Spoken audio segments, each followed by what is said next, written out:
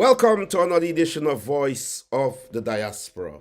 In studio with me today is activist Robin Simon, and we will be talking about Haslington and the PVP's planned four-lane road there, which would inevitably displace residents of that East Coast area. And the plan, I think, is to remove those peoples from their home, and so on. This campaign that the PPP has throughout the country, Linden and Mocha and other places, to Mary and so on. But today, activist Robin Simon will be talking about what has been happening in Haslington on the East Coast recently and what the PPP is up to. Robin Simon, welcome to Voice of the Diaspora. Good afternoon, everyone. Thank you for having me, brother. Yes, Trust that everyone is doing well. and it is a Okay. pleasure. It is a pleasure having you. We know you're a very strong activist in Guyana, with a great history. Standing up for the oppressed people and for those who are persecuted and trampled on by this present regime, the PPP regime. You have been very, very fearless, and we will talk a bit about some of the things that happened to you under this dictatorship. But let us begin by talking about Haslington. What is the story there? Let the people of Guyana and the diaspora know what has been happening there. Well, like I said, good afternoon, everyone, once again. Trust that your families are well, all fired up and prayed up because we all do need to pray a little more now for our loved ones. With the way things are going in this country right now, we don't know what we're going to wake to the next day. Anyhow, I am from Haslington. That's a village on the East Coast, about 16 to 17 miles away from Georgetown. Those of you who would know of maybe Golden Grove, we would be the village before Golden Grove and after Enmore. So we're in between Golden Grove and Enmore. In July, around maybe the 23rd, 24th, some of the representatives from the government, along with stakeholders, and paid a visit to Coven John, where they had a meeting with residents. The thing is, at that meeting, what was discussed, it was discussed about the plans to remove people from the railway embankment to put a four-lane road starting from Pleasance all the way Sheriff Street, ending it to Mahaika. Now, moving these residents, we're talking about displacement. We're talking about breaking down of businesses, people who have been on the railway embankment for years, who raise their children, send their children to school off of businesses that they would have done on the railway embankment. We have people living there for years, my brother. When I say years, I'm talking about 20 something years, 30 years.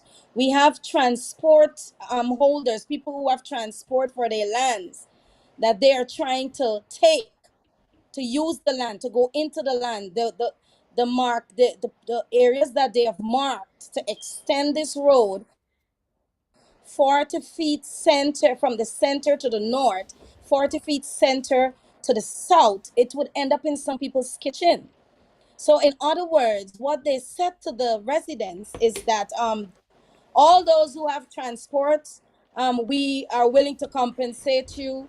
You can go into housing, apply for a piece of land, and we are willing to compensate you and help you to move. Those of you who do not have transport will have to work along with the NDC.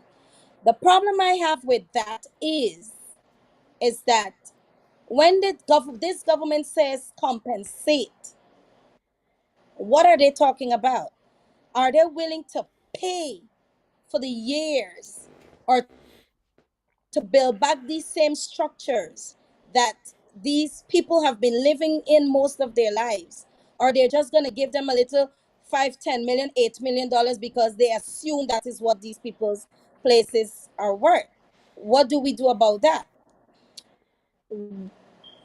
We are not accepting it. Haslington, I can speak directly for Haslington and other villages. We are not going to move. Our people are not going to move. They're not accepting it. There is no need for a 4 lane road on the east, on the railway embankment. My brother, if you come up to the East Coast from the railway embankment to the public road, it's like 5 minutes. Some areas it will literally take 3 minutes walk. Why are they doing this? I honestly feel they are just trying to to to disrupt the lives of our people, make people uncomfortable with their wicked plot in take this land grabbing new era that they're on. It is not, we're not accepting it. There is no need to move the people from the railway embankment, and this is all the villages, not Haslington alone. Pleasance, Buxton, Luzignan. I can speak for all the areas because I am from the East Coast. Yes. There is no need for us to have a 4 lane road. The road can be built at the back of the villages. All those lands that they have that are not transported lands, or they can use those lands. They are building a hospital at the back there at Better Hope. They're also building another hospital in Moore down the Estate Road. All of this has happened at the back there. So why not take the lands at the back there? To take this road, excuse me, at the back there. We are not accepting it. Period. Activist Robin Simon, they're talking about the PPP's plan to build a 4 lane road in the Haslington area. And residents are not having it. They are not going to move. Those residents, Robin, would have been there. They would have built their homes, their businesses. They would have been there for a very, very long time. Fully established and settled in in Yes, um in that communities like other communities. What are some of the residents saying when you would have spoken with them? What would be some of the things they are saying that would lead you to believe that they do not intend to move regardless of if the government offer them monies or whatever? their years, the years that they were living there, that they are living there, the years, the amount of years they are living there, their business is established. They have their own little thing going on there for years. Now the railway, these people are talking, they are crying. It is their hard earned monies. Some of them work, some of them are public servants, France. some of them are all right. When I say public servants, let me explain. We have teachers out there, we have nurses out there, we have our own police officers. Some of them are on living there. Some of them have rights to where they are living. They Living. inherited that plot of land. This is 20, 30 years we're talking about there. You Wow. cannot pay anyone for their memories. 20, 30 years, and the government We is now cannot. saying that the people are squatting there and have to move, or they're saying that they need to develop the area and they If have to move. What is it the government is saying? no, they are saying totally they have to move because they need to expand the road. The railway embankment currently is a 2 lane road, going coming 2 lane, and it should remain. We have schools on the railway embankment. There's a gas station on the railway embankment. A couple days ago, we received some information that certain areas they will not go 40 feet in. And I can tell you the areas they will not go 40 feet in, like Nuziknan and all of the areas that are predominantly their people. People, They are not Indo going 40 Guyanese. feet in. Exactly. But Buxton, they went there, they had their conversation, they come up here and they talk about it. at the Cove and John there. No, there is no need for it. There is no need for a 4 lane road on the railway embankment. We have children. We have Here, children out there. yes. We have the schools with the driving and the way the accidents. Let's look at the new phase, the new thing that is happening in Guyana now. There's an accident wave. These drivers are not being careful on the roadways. So you picture a 4 lane road at the back there. What will happen? In your We are not. opinion, Rita Clark in the comment section, Sister Rita Clark is saying this is a clear case of racism. Um, do you come to that conclusion? Have you come to that conclusion that it may be Yes, I'm a going to racist say move? that because yes, I am going to say that because of the way the government is acting and they're treating our people. I am going to put racism to everything they do that does not sit right with me. And a whole lot of people in Guyana I can speak for. Any right thinking or right minded Guyanese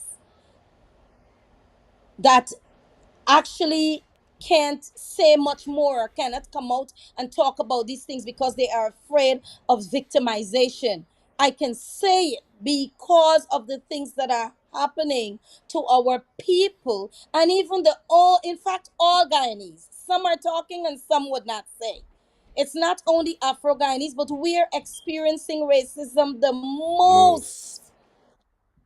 whether you like it or not. We are here, and I would say to everyone, if you're not in Guyana, really and truly, you all are only seeing what we are seeing because everything that we talk about, it's just painting a picture of what is happening. Happening. Unless you are here, you cannot fully get the grasp of it. Feel You what is have to happening. be Yeah. here. You Yes. have to come down, even if it's for a week, to experience what is happening here. Everybody just sits down, and we, every time we talk, those of us who are standing up or trying to say something, you're hearing about political mileage and we are racist and all names we get. But truth be told, things are not normal in Guyana. It's not.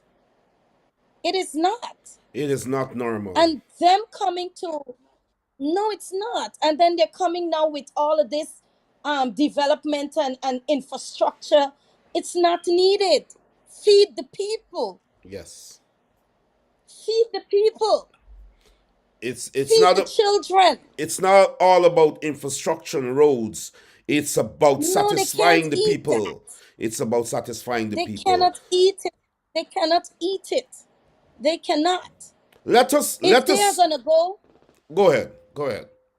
if they are gonna go, um, if they're gonna go 25 feet in to their areas, their predominantly East Indian areas, their voters, their people. Let me tell you something, my brother. The PPP know that they will never win the East Coast in no election. They know that. Because most of these villages on the East Coast, after 64, June 64, most families that living within these villages had to move out from Enmore Now, 64 was when they had the because of disturbance. I-64. That yes. Yes. You understand me? People have lost their loved ones. I would forever talk about this. It was a My uncle violent was period. murdered, violent, beyond recognition. He could not have been identified in Enmore. I say the same village that he grew up in Enmore because he was black. And when my other uncle saw his condition when they went to identify him, my other uncle immediately ran mad. He was mad right away that very day. My entire family, my grandmother mourned for her son. My mother wept for her brother. So it's not that people are just targeting PPP and going on and going on and going on against PPP. The present government, the present leader and the leaders of this party are carrying on with something that was set from 1964, 1963. They are just carrying it on. They're just pushing more to it. They are just enhancing it. They are molding it. So it is a situation, it's not now. Racism against Afro Guyanese has always been it. It's just that it's becoming more recognized now in Guyana. It's getting worse. And because they know they can never win the East Coast, they are trying to change the demographics of all PNC areas. And that is when I look at it, that's how I'm seeing it. So going to the Afro-Guyanese area or the areas that are predominantly PNC or these areas that got more votes or give PNC more votes, so they're changing it. So let's break up their homes, take away their businesses, move them out from the areas that they're currently living in, take them into their areas where you then that we all know are prominent predominantly PPP areas. You put a few black people there, a couple of votes come out of there wouldn't matter because that's where it is because it's a PPP area. So in changing the demographics for Haslington, Golden Grove, Pleasance, Buxton, Nabaclis, Coven John, not Coven John, Victoria, and Grove, and I must say we got 249 votes out of Coven John. So people are their eyes are opening. They're not doing fine by the people of Guyana, especially the African brothers and sisters of this country. They're not. Robin Simon there. Let us go to this clip. When you were driving through the community and showing residents and showing the diaspora and the Guyanese people live what it is the PPP is planning to do. And here it is. And so many other persons have been talking about this four-lane road. Now, Haslington is a small village. Let me show you all something. This is where I am showing you here is where the construction or the road in itself ends. Let me show you where it ends.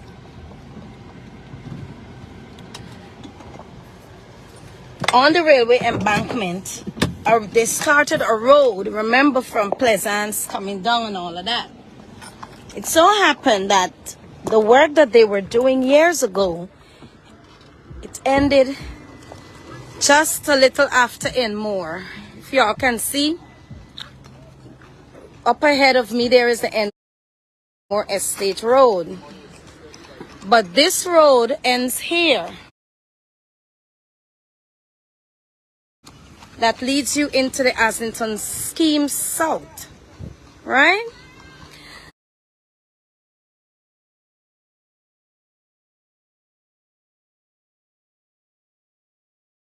Now, on this embankment that we have here, we have families living on this embankment. People are living on this embankment. Morning, baby. People are living on this railway embankment. Children.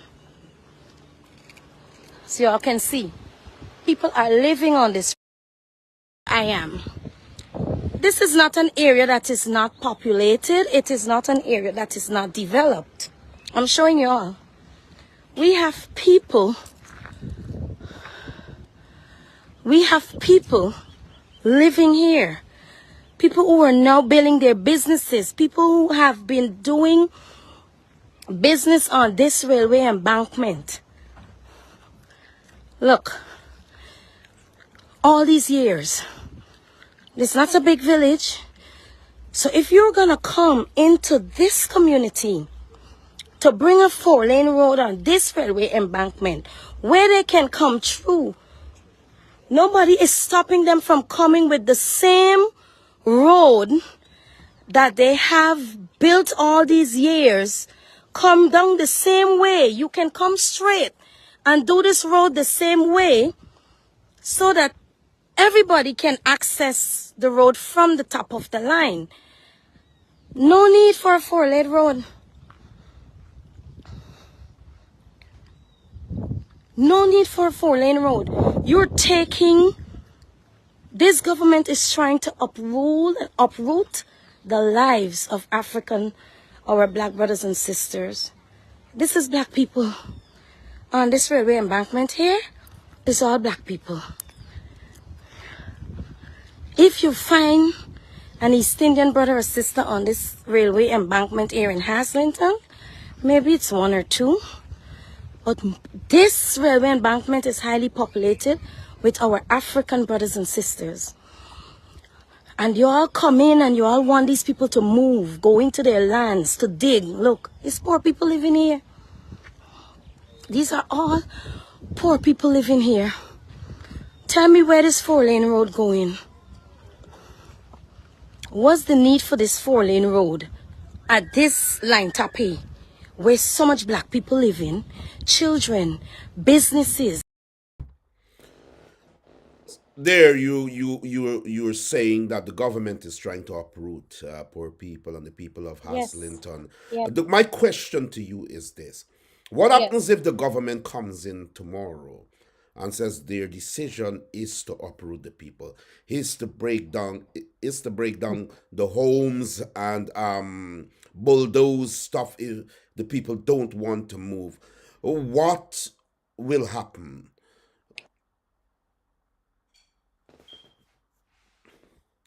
And my, hello? we got a bit of yes, you're Oh back my. on. You're back on there. There's a bit of interruption there. Okay. Yeah, I can. Yeah, go ahead, Robin. I don't think I would say exactly what would happen, but I know the people will not accept it. Period. I The am people. not going to come out and say this is what's going to happen or that is what is going to happen, but I know the people will not accept it. Way they will accept it. The My people will brother, not these accept it. and this is not. I no, they will not, and I'm not only talking about Clinton only. I'm gonna make it clear. This is throughout the railway embankment. Throughout, even some of the other areas where the East Indian people or the Indo Guyanese are living, they will not. Some of them are ready to stand up against it, but I will not say what is going to happen. What you will not say what is But going to it's happen, not but the acceptable. people will stand up. It's not No. acceptable. Robin, this has been happening countrywide.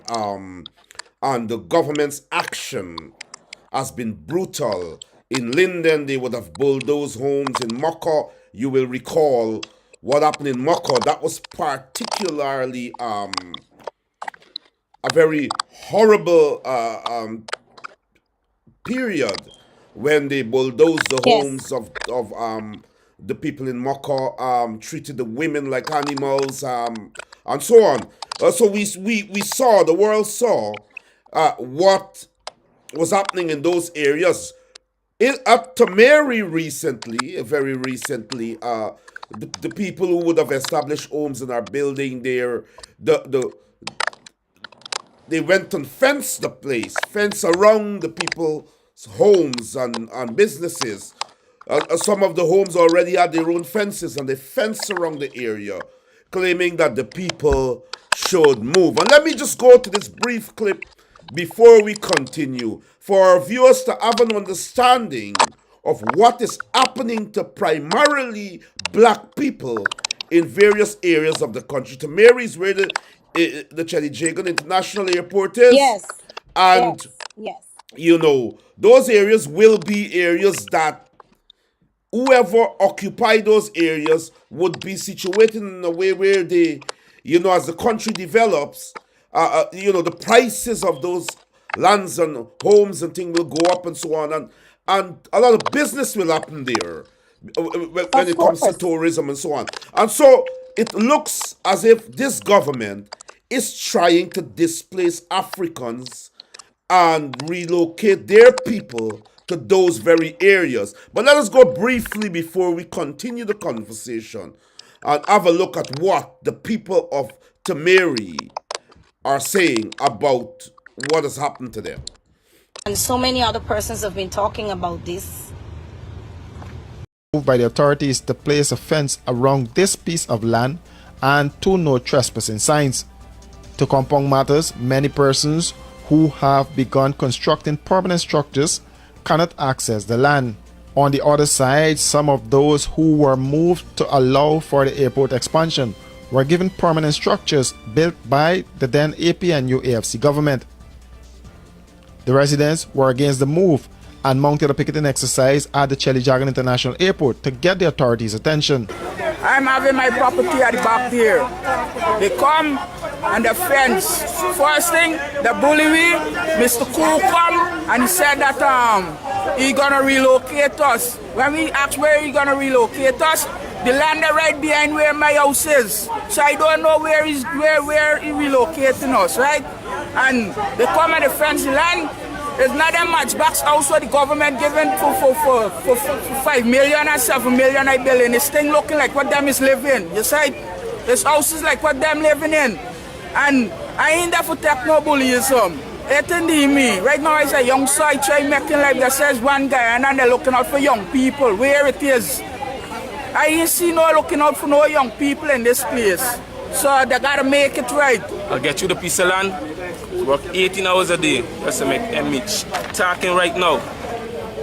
I don't know if you guys could see the phone, the display is damaged. Because I'm making sacrifice. I'm going to buy a sling of cement with my phone money just to build my place. Then when it's done, I come home from work today and I see a fence around my place. My place is already fenced with gate and everything.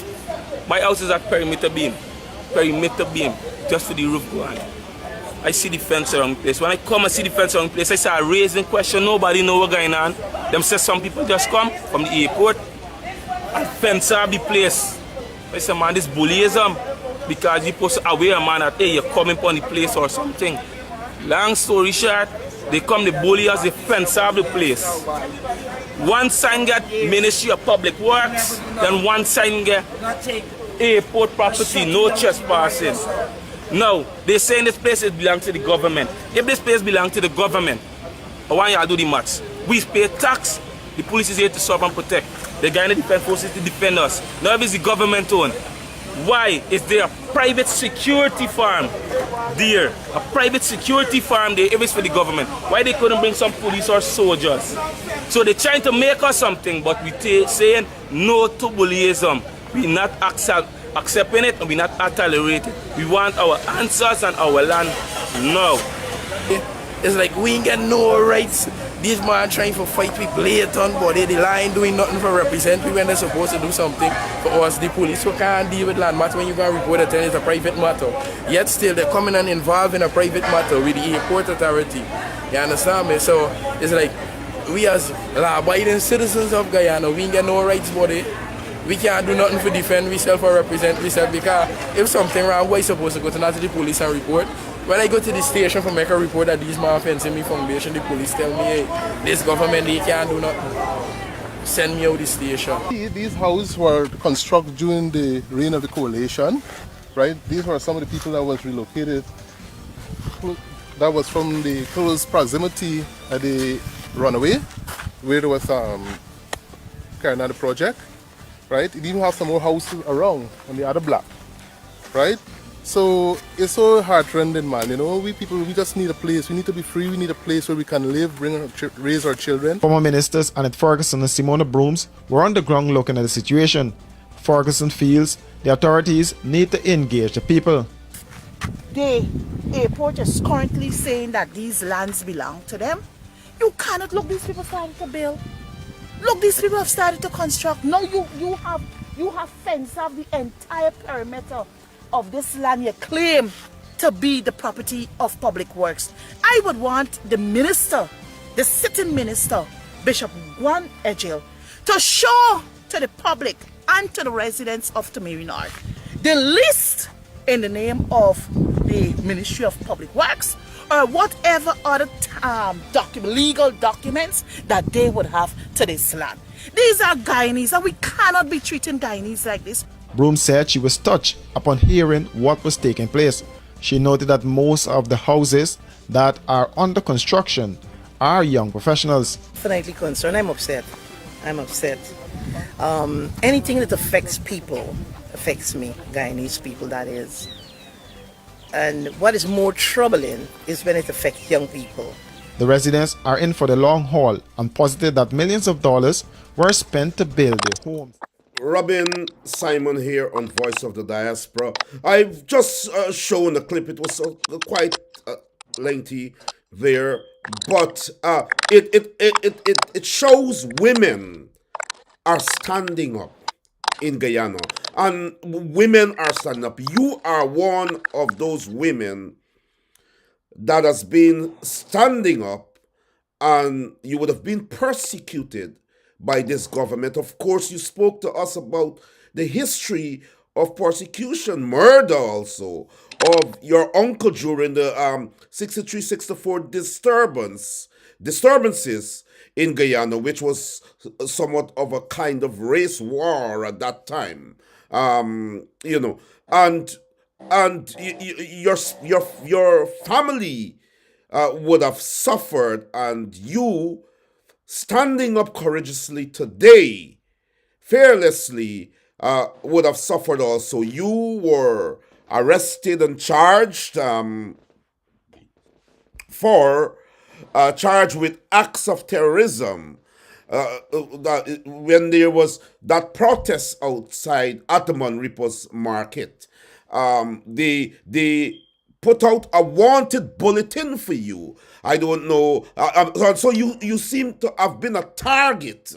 There's a wanted bulletin there for you, and so on. And so you are experiencing that same sort of persecution. You've been charged, you've been put on $250,000 bail, because people were protesting the murder, the extrajudicial killing of a young man, Quindon Bacchus. And residents went out and they stood up and protested, and people took action because they were very angry, and so on. They burn tires, they do whatever. But it seems as though you were singled out as a female. There were other men, 9 other men that were wanted for acts of terrorism and so on, but you were singled out. Tell us a little bit about that, and why you felt that you were singled out. I was singled out because I had the voice. I have a voice. I am not afraid to talk. Experience teaches wisdom. I grew up seeing my older siblings, my mom, my grandmother, the way 64 ended, it left my family distraught. My mom became an activist. My grandmother, my father's mother, was an activist as well. She was the former mayor of Georgetown, Beryl Simon. My stepfather, everybody, every one of my family member that I know and I can remember did work for the people because of 1964. My sister was targeted when she was member of parliament, Myrna Peterkin, and when the escapees, the I think it was 2005 jailbreak, she was targeted because she also stood up for the people, and PP labeled her as the mother of the criminals, forgetting that they knew about the criminals. But we don't want to get into that. So when Quindon got killed and all the lies and everything started to When the government and the police force and everybody started to throw up this young man as this big time criminal, it hurt. The very day he got shot, everything just went awry from then. So I was targeted because I had the voice. I am accustomed to that because our family has always been on the radar. And that in itself will continue to push me to stand up for the wrongdoings. And if the people who are hurting our people are our people, I will go after you. If you're another person or another race or whatever, like if, for example, this present government that is running this country, I will go after you. I will expose you. I will say everything that is not right, everything that is wrong. I will put it out there because one thing I know is that the propaganda machine for the PPP is posting thing that Guyana is good, but the real happenings of Guyana is not being shown. And that is why I am constantly asking our people to talk more of your experiences. Come out and say, let's stand up, let our voices be heard. I was targeted, I was arrested, I spent 72 hours at Le Penitence police station. I was charged, dragged before the court. Now trial begins for me on September 25th because I joined a set of women come together, one man, really, and we decided that we are going to stand up against the murder of Quindon Bacchus. And because of that, 11 of us are facing the courts for that. Women have to stand up. We are the mothers, the shapers of the youths. I am not saying fathers are not, but women, they are more there for the children. So we have to stand up when things are not going right for the children of this country and any other country, no matter where we are. It is time we start sounding our voices more for the future. We are all going home. We are dying. We're going to die at some point in time. But who will represent our children? We have to represent our children. We have to represent the legacy our foreparents left for us. We have to stop being covetous and selfish and and I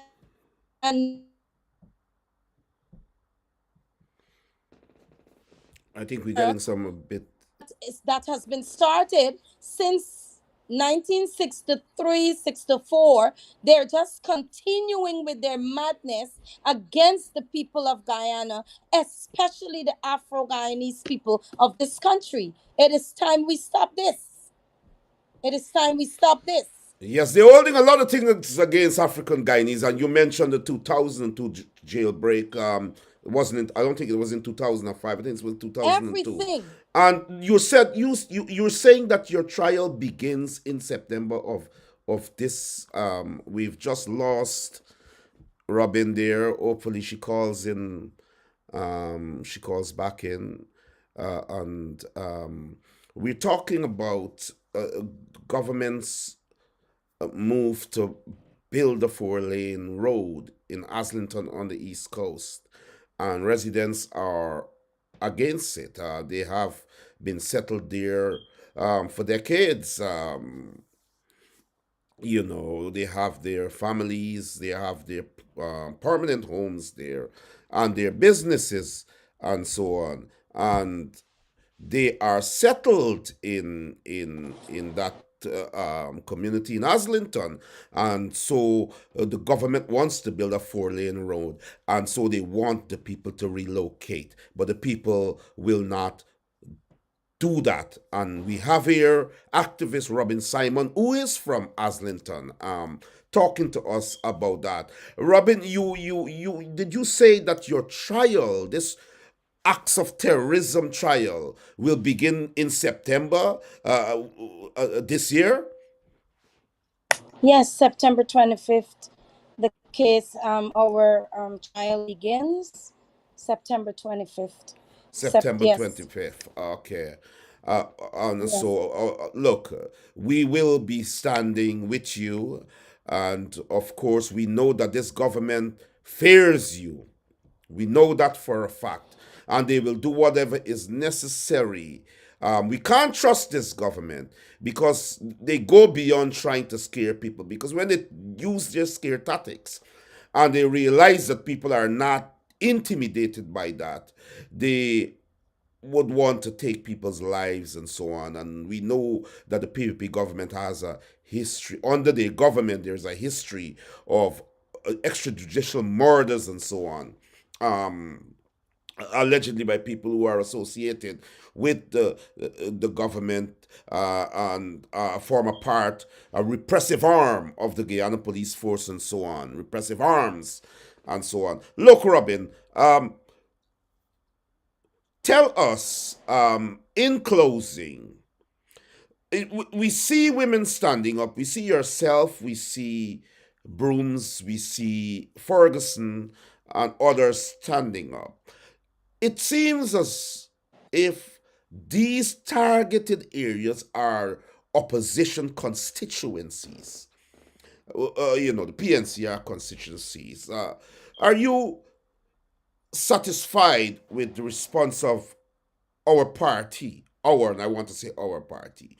Are you satisfied with the response of our party to these um, political attacks, governmental attacks on uh, people in their constituencies, or you think there should be a better response? And Mr. Brooke, my brother, before I got cut off, I'm going to answer your question just now. I want to bring the people's attention to one thing, the situation at Timeri. I was about to before we got cut off. yes, And I'm going to come back to your go question. ahead, go ahead, go ahead.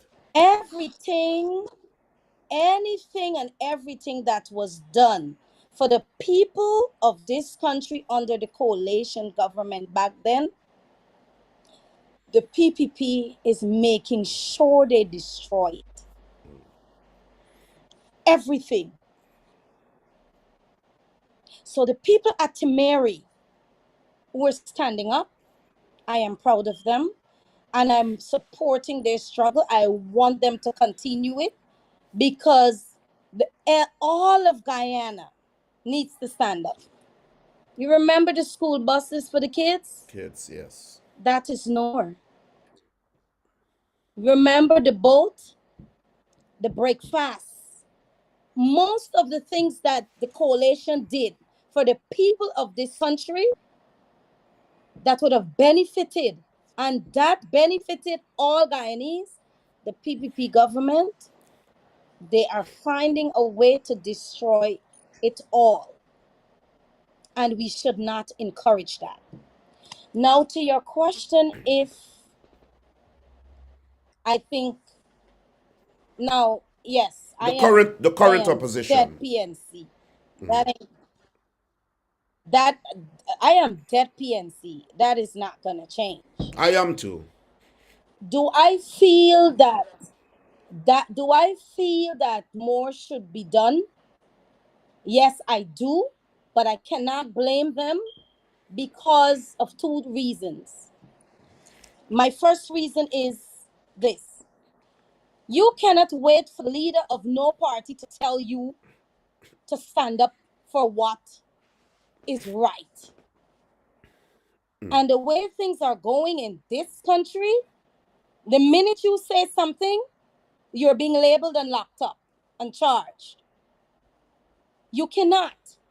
If you're not satisfied with what is happening to you as a citizen of the country, or the people are not satisfied, then the people have to stand up. Should the leader be a part of representing them? Yes.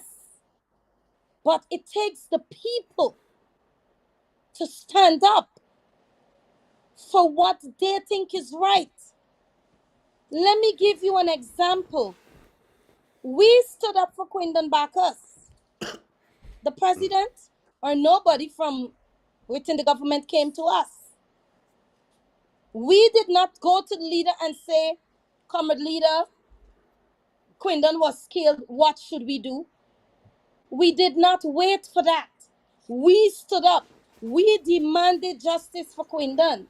So it is all Guyanese. It's the right of all Guyanese to stand up and not expect Aubrey or whoever within the opposition to say, you all go out there and fight for what you all want or come and join me. No, we have to do it. It's the people who puts the government there. It's the people who puts the leader there of the opposition. There was votes casted for that. And my second reason why I, Robin, personally feels that there is not much the leader can do. There is not much he can do. What is expected of him to do? Maybe people should go to him and say, well, this is it. There is not much he can do. He is the leader. He has to lead the way. He has to show an example. You do not expect him to come out and start a riot, go out there, shut down shop, close down businesses. What do you all want? There is nothing. How much can the opposition do? The most we can do is come out and fight and stand together. And right now, we are fighting for togetherness within the party. We have to fight to bring everybody together. We have to fight to get rid of those who are trying to hurt our own people, undermine the leadership. We have to fight to those aside. My brother, let me tell you something this afternoon. If there is one thing I've learned, for our ancestors to fight the war, they had to get rid of, for them to rebel, so that we all can be free. Because the rebellion caused every Guyanese to be free. And for them to do it, they had to get rid of house slaves. They had to get rid of all those who were selling their own people out. They had to get rid of them. I am not going to expect the leader of no opposition. When Barrett was out there, when PPP was out of government, PPP came out, the people came out, they protested, and then the IRS joined the protest. We do not expect the leader to come out and say, do this and do that. What would be called? What would the world say about him? Let the people fight. We have to fight. I am not that big with masters and doctorate, but this is common sense, and we all have to think logical thinking. It's time we come out. It's time we get up. It's time we wake up as a people of this country to fight our battles, and then we can say, well, this is the leader we want, or this is the leaders we want to run this country and represent us.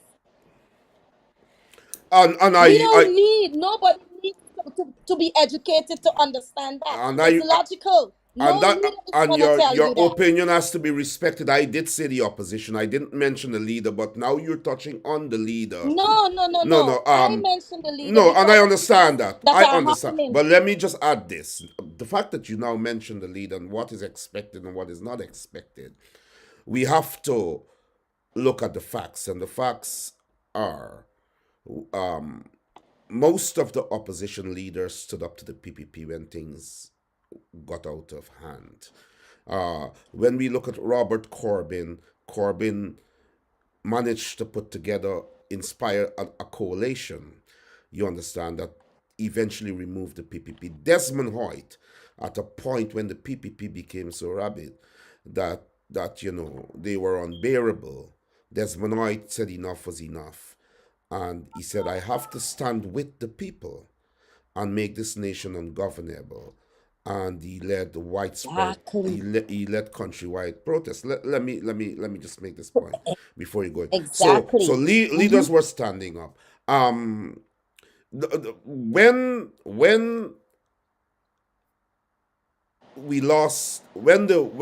government, the PPP government, was installed in 2020, many believed that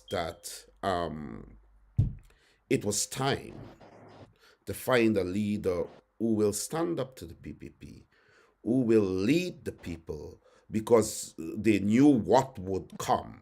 They knew what was to come.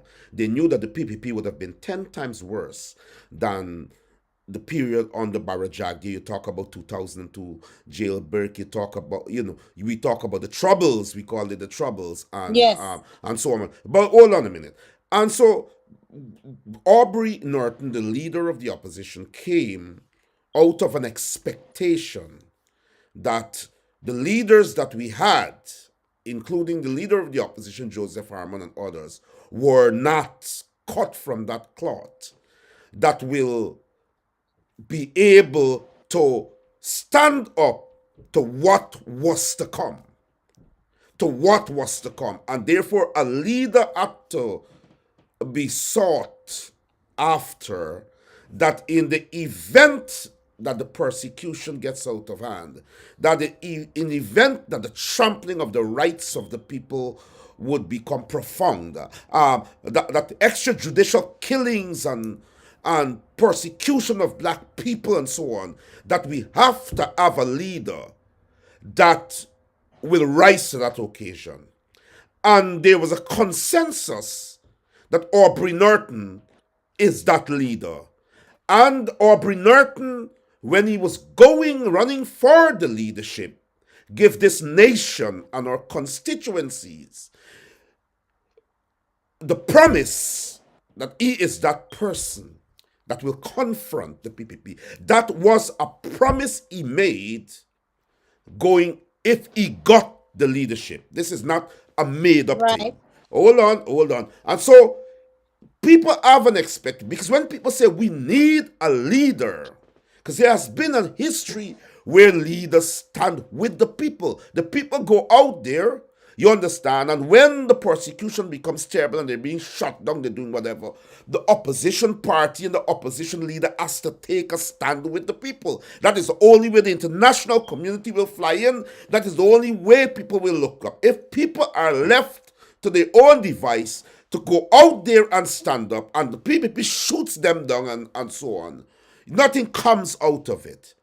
Nothing comes out of it. But when an opposition stands with the people, then the government has to listen and the world has to look up and say, this is what. And that has been the case from Hoyt and all those times. The point here is that though you have that right to your opinion, I want you to understand that if I make you a promise, it's not what a leader should do or what a leader shouldn't do. But if I make you a promise that I will be the person, the leader, that will stand up with the people when that time shall have come, then you have to live up to that promise. Here you are out there being persecuted. Here you are out there being charged with terrorism, acts of terrorism. Here you are out there standing up. Others are standing up, and so on. And so let us look, and I'm not talking about the leader only, I'm talking about an opposition now. The opposition, in your estimation, do you think that where we are at now with the displacement of people, with the killing of African Guyanese, you yourself said that this thing is a target on Africans in Guyana. You understand? They're targeting Africans in Guyana. Where is the opposition? And what should the opposition be doing? Are you satisfied that Okay. the opposition is operating on the same wavelength as yourselves and others who are out there making the sacrifice? Okay. That's a question. It's One not, thing you yeah. said. Okay, I am, that's fine. I listened. One thing you said, when Mr. Hoyt decided to stand with the people, he stood with the people. And he did, because that protesting, I was a part of it. Now, my I think we lost Robin. Okay, we got her back there. Go ahead. Yeah. Good. My brother, let me tell you this. One thing I know for sure that Mr. Oit, Mr. Corbyn, every other Mr. Granger, every other leader who was elected in this party had the support, maximum support. Maximum. From the time I came to Guyana. That's why they could have functioned.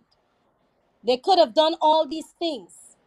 But if we are in house and we have issues and the support system is not there for the leadership of this party. When I was arrested, let me tell you, Mr. Norton, I can give you an experience, an example. When I was arrested, the leader, the opposition, the day when I got bailed, the leader of the party said to a few members, go out there, give your support. He came to the station Yes, yes. where I was, at the court where I There was was a protest arrested. outside there, and the That leader area was there. there. Yes. Yes. The leader, he stood. It's not that he made a promise, and it's not that he is not trying and he is not working, my brother. The support system and the undermining started from the time he was elected, because some people within this same good great party of ours decided that they did not want him, so they started spreading this rumor and started pushing things against the leadership of this party. The party is not, I am going to say, my brother, I No, cannot you are. You see have a right to say where what you're Mr. saying. You're free Norton, to say. I cannot see where the leader is not trying. I am seeing it as a right thinking Guyanese. He has engaged the government. He has engaged the government. Did he or is he doing it enough? Or maybe the people are expecting him to just say shut the country down. Is he doing it enough? In the eyes of everyone is entitled to how they see things. But I am here and I'm telling you how I'm seeing it. We have togetherness issues and strength issues. And if we are not there all in all to support a leader, to push him, to say this is what we want, or to push the opposition, it will look as though things are not happening. But my brother, things are happening. Things are happening. It's just that people are not coming out and be truthful about what the opposition is doing. And I'm going to say this again. If we, the people, come together and use our strength and build together and stand up together, we will get what we deserve. But when the leader is calling for a protest, or the leader is saying let's go and picket GCOM, or the leader is saying let's go by the Square of Revolution, or the leader is saying let's do this or let's do that as the people for the people, and then you have others that are going and undermining what orders or mandate he gives, what do we expect to happen? Let's be fair. A man or a woman or the coalition can only, not the coalition, the opposition can only do so much if there is strength and unity. And it's time we start working on strength and unity. That is what we need to spend our time working on. Building back the party. Come back, bring on back our people. Let's sit down and work together and get rid of these people who are causing the destruction and who are being destructive. Because at the end of the day, it is the people that matters. We are representing the people at But all costs. Robin, here Ross Ricardo is saying, Sister Robin, it was maximum support that put Mr. Norton in the leadership position. And so Yes, there it's was. Oh, true. let me just make this point. So many have complained about Mr. Norton's attitude to authority as soon as he got into the leadership. Many have complained that he started to alienate people. You know, he got a little faction together, and the rest is history. You are saying, and you have a right to your opinion. This is your program, and you have the latitude to say whatever you have to say, and that will be respected because this is your program. I'm not going to debate with you on anything or go against you because this is your program. But many people have said that his attitude to authority, the way he alienated people, it seems as though when he got there, he divided the party more than he had promised to unite it. That was one of the mandates, that he would unite the party. If you fail in that mandate, if you fail in other areas, the plan you have to rebuild the party, if you're being undermined, doesn't say you're being undermined, you can't make it work because the party is against you. If you were in that position, would you step aside, or would you allow the party to be so fractured that it would not be prepared to confront the enemy and perhaps would die a natural death? If you did not get the support as a leader from those who are supposed to support you, and they're adamant that they don't want you based on views that they believe to be true. They claim that he's unable to unite the party. You have said that there are people who are undermining him in the party. The house is divided. And it is divided based on they not wanting that particular leader. How would you have proceeded if you were a leader? First of all, my brother, the leader was supported. That's why he won. Yes. According to what I have heard, from the very next day, the leader won that election there to sit as the leader of this party. The very next day, things started going south because the people who wanted someone else to win started peddling all of these things. And let me tell you something, what I understand as well, and I'm gonna answer your question. Um, Maybe there is a reason why he has a fraction of people around him. Anyone ever stopped to understand why certain things are being done the way they are done? Mr. Norton doesn't have a baggage, or some members of the opposition, as we will say, doesn't have a baggage. And the people that the fraction, and then you still have the other fraction who are peddling all of these things and who are going against him, and all and going out there and talking against him and pushing all of these things that is discrediting him as the leader and trying to say that he is not pulling the party. Maybe these same people need to be out of the party because of things that are not being done the right way, things that are not out there, things that are not placed in public as yet. So maybe, who knows? Are we saying that maybe Mr. Norton knows the people that surrounds him? That's why he is keeping himself away and just dealing with a fraction of people who maybe understand what is happening. It is a tickle, and it is a two-way thing. It's not that he cannot bring the party together. It's not that he's not trying, or they're not trying. But at the end of the day, my brother, not everyone tolerates nonsense. And we have to be fair about that. And I know personally, I cannot go to the leader with nonsense. And I'm on the East Coast. I cannot go to the leader with nonsense. If I approach him with something that doesn't make sense, he will tell me there and then, that does not make sense. And if he is not someone to tolerate nonsense, people are not going to like him. People are not going to support him. People are not going to support no one that is standing for truth and wants to do things the right way and the way it should be done. And that's just who people are. For me, I don't see him as what anybody say. What I see is someone who respects people. I see someone who is down to earth. I see someone who is trying. not because I am a district rep.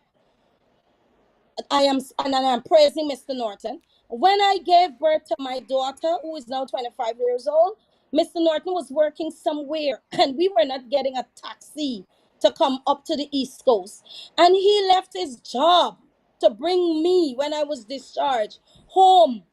And I took that deep. He was the first stranger that saw my daughter. And I took that deep, and I saw the goodness in him. Is so all of this bringing the party together and bringing the, let's look at the people who are trying or who going out there and talking against what is happening within the party.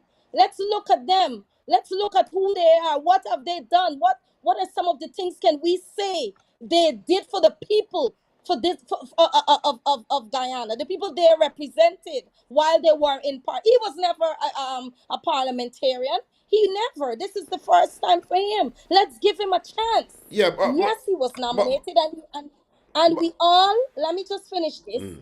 We all expect him to do as he promised. But I can say to you, and I'm not gonna bring, and I'm not gonna say this out loud. The people know themselves. The very next day, an individual sat down and cried to my stepfather and said to my stepfather that she hoped that we're not supporting Mr. Norton. And she was high in a high position in this same party. She cried tears to my stepfather. So we know of things that are not out there. And Mr. Norton is not given a fair chance because everybody's just expecting this big riot or this big shutdown or this big whatever. But for me, I think that he is trying. I think he is doing what he's yeah, supposed to do, and I see no other person as yet that can represent this country or good. stand up to the people. It's And just as yet. yes, but let me go back. You didn't answer the question in terms of what you would have done in that position. But hold on a minute. And let me Oh, answer you. let me before you I let answer me me. answer. Before you answer me, let me just I forgot yeah, about yeah, that. yeah, yeah. But that was the question. Let me say this now. The thing is that Norton hasn't had a chance in the party since Hoyt made him general secretary, right? And then Hoyt referred to him as a creature of the party, and it was the end of him being in any serious position in the party since then. And he was always kept out by the party when it comes to serious position. Corbyn, David Granger, and so on, Hoyt, and or everybody. And the thing is this: the people in the party, before he had any leadership position, felt that he was not the material for leadership because they knew him, they knew his style, that they felt that way, and he was sidelined. I'm just saying what it has been and why he was kept out. Here, when he had almost given up on politics, ended up in the office of Joseph Harmon as an advisor to the leader of the opposition. We felt that Harmon and the others who would have been in government did not have the confidence of the people anymore in opposition, and that they were not confronting the government seriously. Listen to the point. They were not confronting. Everybody felt that the government was an installed government. The government started to hurt people. The government started to, dominate the police force. The government started to, a lot of excesses were happening under this government. And people, I want you to hear this, and people felt that Joseph Harmon and those who were there, Amna Ali and the others, were not confronting this government. And that the people needed not Amna Ali and Joseph Harmon and the party inside there. The people needed those who weren't confronting the government in a particular way to go, and that someone must emerge that will pick up that slack. Because it was inevitable that any leader who came up would have had to been a Churchill-like leader. Churchill was a wartime leader, and he was successful in England. But when the war was over, there was no more need for Churchill because he could not rule in peacetime. He didn't have what it takes. So there are leaders who are called to lead because they have what it takes in wartime. And there are leaders who are great in leading in peacetime. My point is factual. We were at wartime, we are at wartime, so to speak, in Guyana. I'm not saying literally, it's a figurative thing. But the fact is that Norton was called to be a wartime leader and he accepted it. Now I'm asking you this. There's no issue of what you want him to do. He accepted a mandate that he refused to carry out on behalf of the people. Had he done that, the people would have forced the hand of the party inside there and root out anyone who was opposing him. You promised me, Robin, to take me to the Marriott and buy me dinner. You took me to a corner shop at Stabrook and buy me a barrow. How do you expect me to react? You didn't live up to your promise. So the point I'm making is this. When you make a promise, you have to live up to that promise. You promised the people, not those in the party. And you did not live up to that promise. My question to you in closing, if you were a leader, and I'm not talking about the leader anymore, my mind is made up about the leader. If you were a leader of the party and you're not getting the support of the people outside in the constituencies right now, the party is undermining you. Nobody wants you in the party. You can't get the work done. You said you will unite the party. You didn't achieve that. And a lot of things happen. If you were a leader and you were up against those things, where a leader has to have the support of his councils, executives. If 70% are not supporting him, what must he do? What can he do? If you were a leader in that situation, what would you have done? Personally speaking, because I know what is happening, I would have gotten rid of those who are undermining or not supporting within the party first. And bring those who are working and willing to take the bullet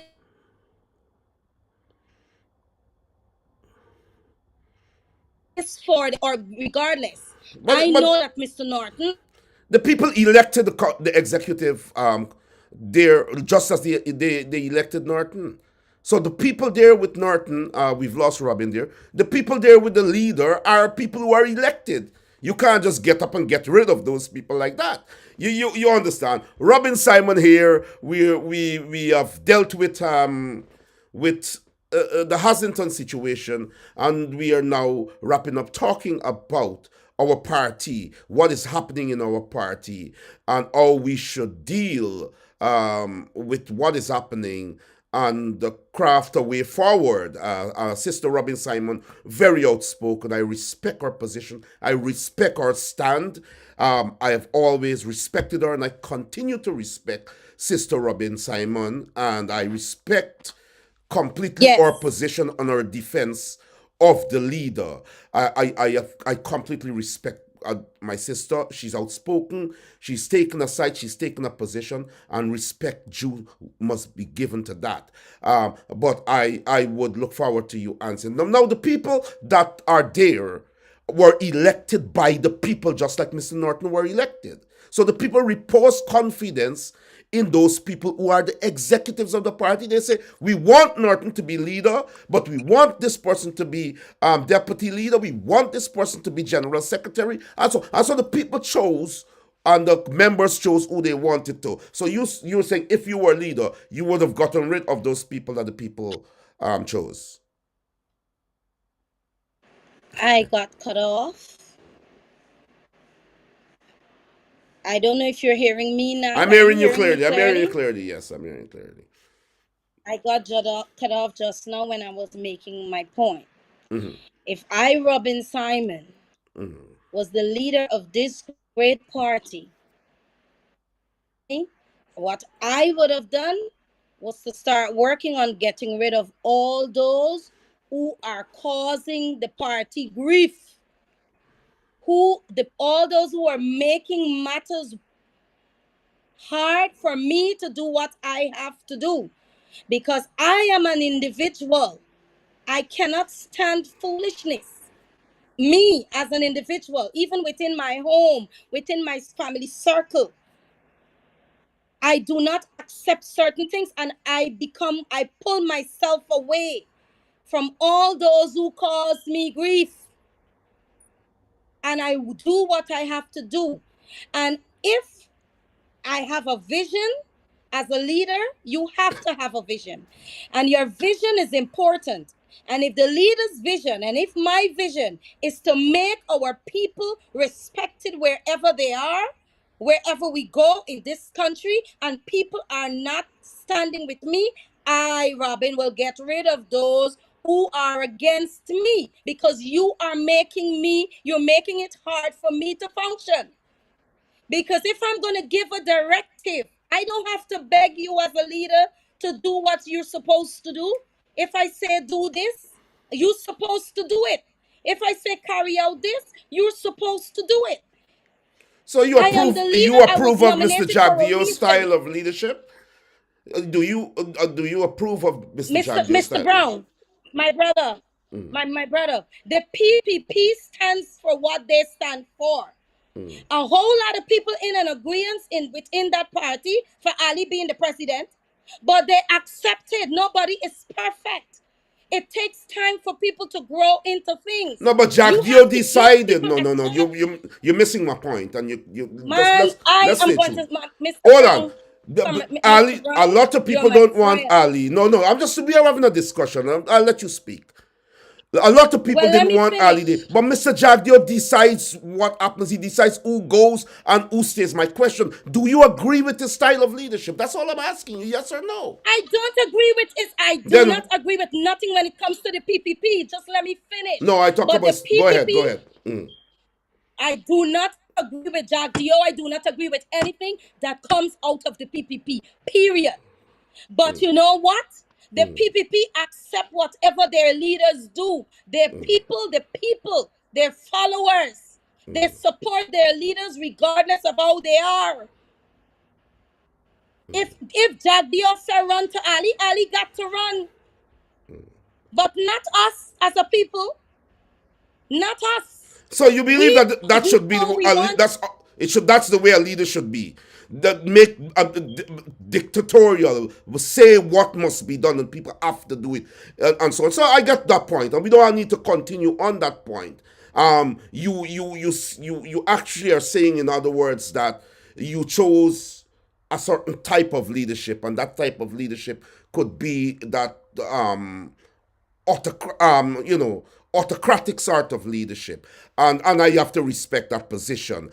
In closing, Robin, I want to say, and of course you will finish in your closing remarks, what you want to say, but I want to say that before your closing remarks, and you can expand on what you didn't finish based on what we're talking about now. I'm not going to cut you, but I just want to say in closing that we will stand by your side, and we will pay attention to the trial.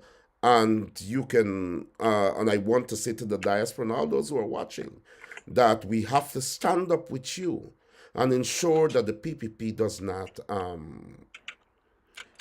hurt you, so to speak. And you have our support. We'll be standing. You are a strong activist. You're outspoken, and of course we can see that here. We can hear that here, and I find that beautiful, beautiful, beautiful, and it makes me admire you more. You have a position, you take your stand, and that has to be respected. We may not agree on everything, but though we may not agree on everything, we have to respect each other's right to their opinion and to their beliefs and so on. And so, your closing remarks, you can finish your position about what you were saying about the leadership and the party, and your closing Listen, remarks. Go ahead. I don't care who the leader of this party is. Every leader has We have to give every leader a chance. We have to stand by every leader of this great party. We did it for all the other leaders, past and gone. We have to stand regardless of who we have, regardless of their character, regardless of whatever. We nominate them, we have to stand by them. Whoever it is, we have to stand by them. We have to respect the fact that this man, this woman, whoever he or she is right now, the leader of this party is Mr. Aubrey Norton. And he was nominated, he was elected fair and square. Let's give him a chance. We should not be worried. We should not be worried about how this man is or whatever as a people. When you want your machine or your car to drive good, when it's time for it to be serviced or any work has to be done on it, we take it to the mechanic. We stay with our car, we stick with our car. If we have children who are not respectful in society, they are thieves, they are whatever, how bad or good they are, we stand and we support our children. And that goes for the leader. We have to support the leadership of this party, and we have to stand up as one, get rid of the ones that are causing problems within the party, and show the people that we mean business. PPP don't need no church by and church girl. PPP need renegades. That is what this government need. And if we continue to sit down and bombard and bombast and run down and tear down and have to bring up people's character and what happened and what was said and what was whatever, it will take us nowhere. That's why we are the way we are as a people.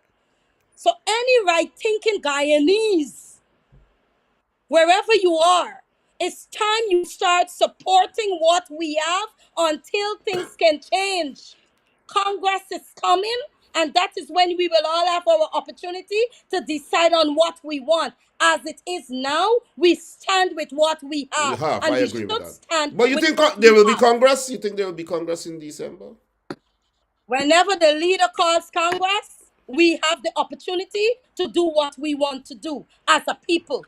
So all who know that the opposition leader is not right, you better throw in your 2 cents and support what we have for now until you all think time come for change it. Period. My brother, it's time we stop this thing. Trump and what? I am from the US.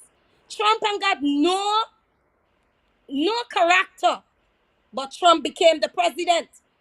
But what happened in the His people aftermath? supported What him. happened? Yeah, but what happened in the aftermath?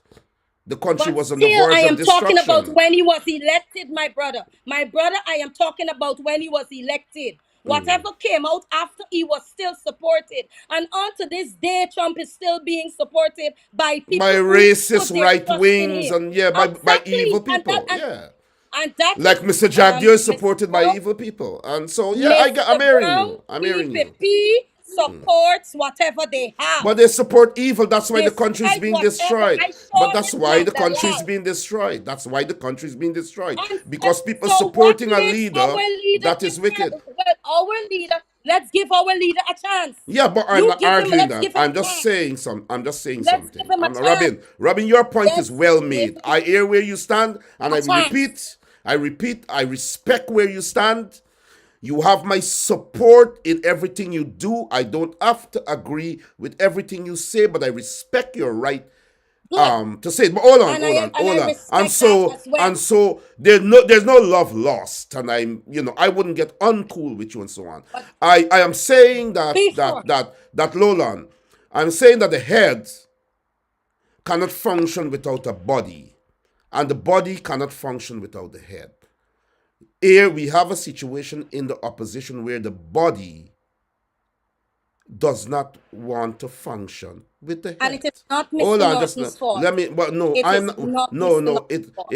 We're not talking about Mr. Trump. We're talking about the leader of the party. It could be anybody. And the leader Hold of the on. party is not But his fault.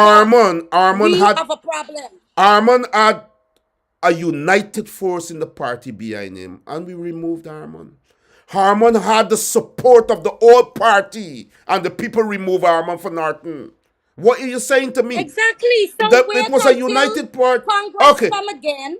Robin, but my final, and we're gonna go now. My final question: what happens if the leader decides not to call Congress in December, which is, according to our constitution, is expected to be in December, and so on. What if the leader decides that he doesn't want to call Congress and he wants to go into the national elections as leader of the party and presidential I candidate? can What happens I there? can only comment on that if it happens. I cannot comment on that right now.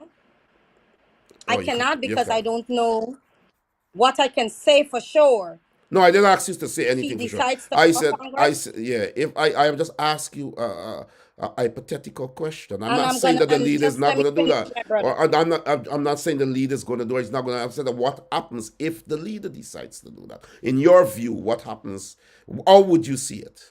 In your view, any leader decided to do that. If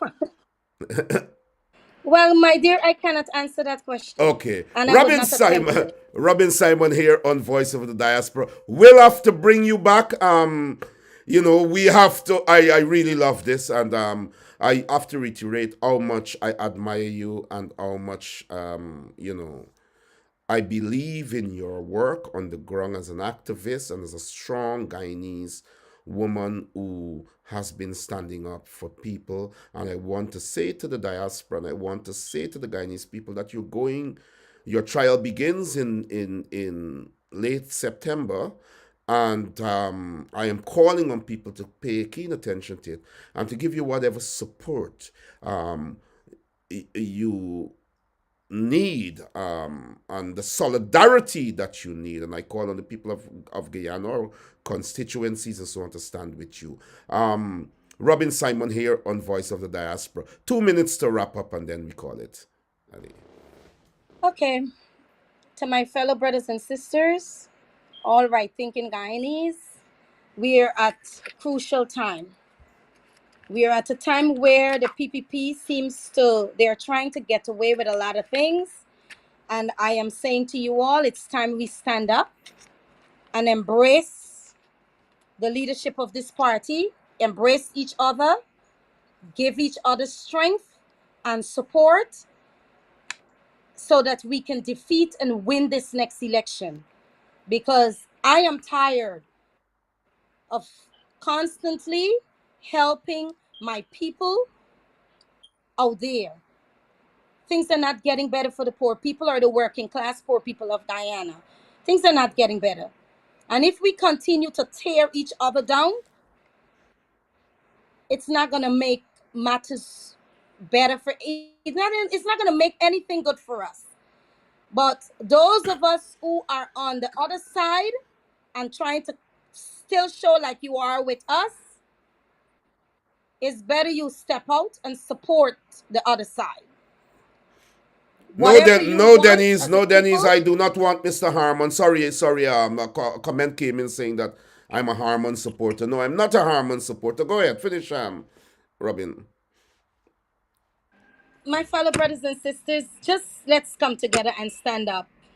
That's all I can That's say. your We have closing to stand remarks. up Come for, together and yes. stand up. Robin Let's come Simon on Voice of the Diaspora here. Totally enjoyed our discourse, and definitely will have you back. I want to say that I want to reiterate the point that we will stand with you. And as you continue your struggle Thank you. on the ground there in Haslington, I call on the people in Guyana, and across Guyana, to lend solidarity to the people of Haslington and the other areas, Haslington and the Yeah, other areas, it's the and entire so East Coast. the It's the entire entire railway East Coast. embankment. And so, thank you once again, Robin, for being Thank here you. on Voice of the Diaspora. Robin Simon, Thank you so much, powerful guys. Good activist. Thank you and good night. And so many other persons have been talking about this 4-lane road. Now, Haslington is a small village. Let me show you all something. This is where I am showing you here is where the construction or the road in itself ends. Let me show you where it ends.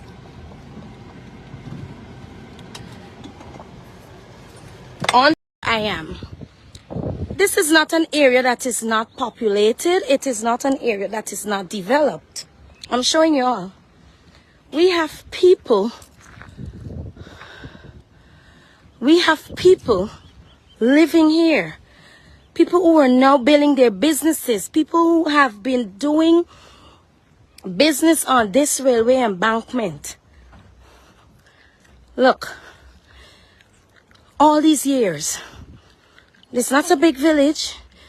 So if you're gonna come into this community to bring a 4-lane road on this railway embankment where they can come through, nobody is stopping them from coming with the same road that they have built all these years. Come down the same way. You can come straight and do this road the same way so that everybody can access the road from the top of the line. No need for a 4-lane road.